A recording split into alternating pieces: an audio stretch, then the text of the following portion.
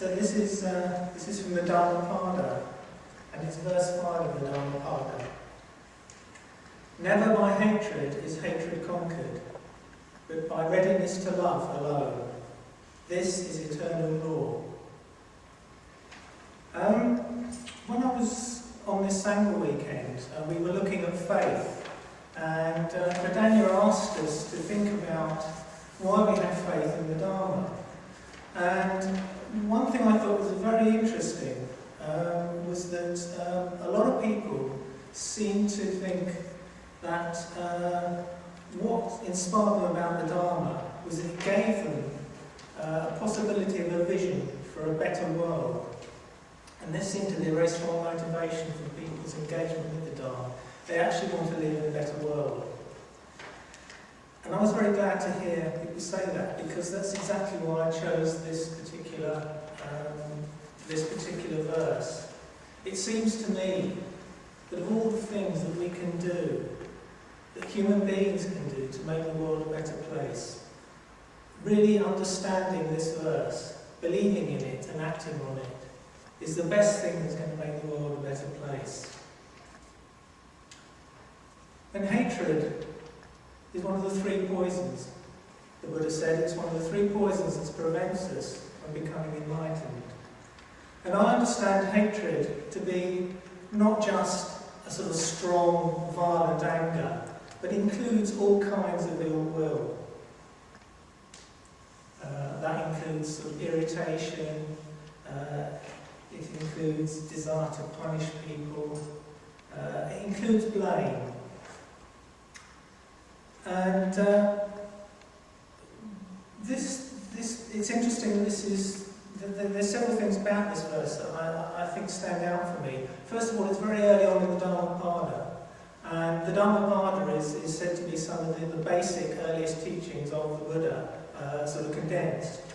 And I think that what we see in the Dhammapada is the sort of essence of the Buddha's teaching. So to have it at verse 5, I think tells us this is a really important verse to look at. It's a very important thing to consider. And it's basically an unfolding of the law of karma, which says that actions have consequences.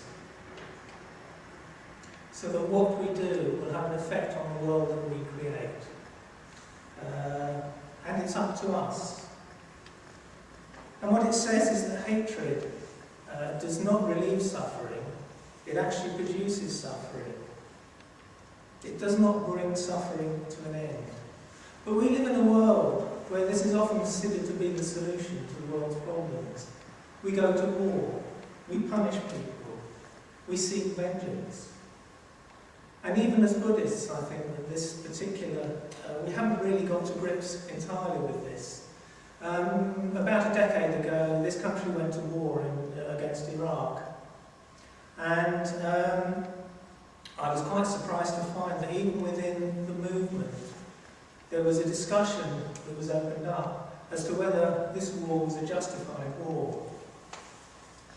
And it really brought home to me that we haven't really yet taken in this teaching, that we can still talk about dropping bombs on people as a way to solving the world's problems.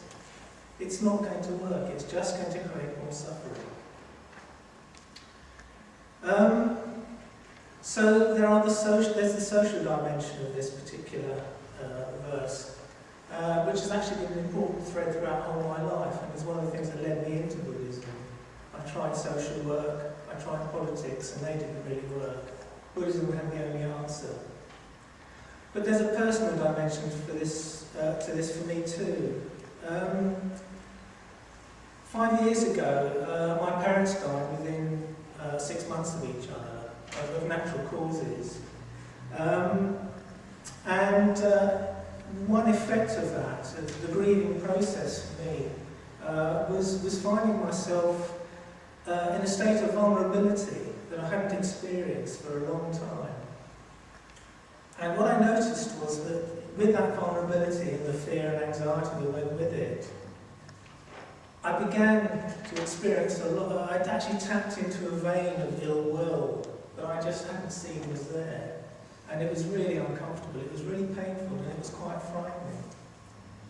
And I know from past experience that ill will in me tends to generate ill will in other people.